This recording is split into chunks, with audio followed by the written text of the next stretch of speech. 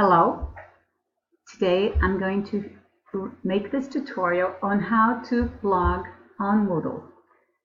I can say practice makes perfect, so this is what happened here. I had to do it many times to be sure. So blogging here is going to be a way to keep work that we have on Moodle in one place. So you don't, we can actually use other posts we have posted, we have written, and export to portfolio. Select destination, okay, next. Export format. The heading, I'm going to leave it like that for now, because I will be able to edit later. Oops, sorry, I should have checked the box here. Edit after export, okay. Okay, so this is the summary, confirm.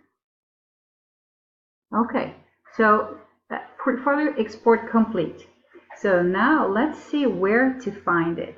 I can use my drop-down menu here and let's see. Oops. Not blog. I'm going to check the course, Moodle for Teachers, the front page, and here on the right side I'll go into blog entries. Let's see if it's there. Yeah, here it is. See, the title is Portfolio Export, so I'm going to edit and I'm going to write here, because it was about role of the online teacher. Okay. Save changes.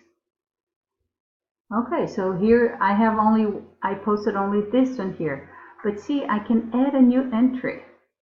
And I can actually write something now. And I'm going to testing. Now I have to enter information here, because this can be an assignment teachers give students. It can be something you add directly from within Moodle, or something that you write here, or maybe a Word document that you want to copy in here. Let's just write here. Let's see if this works.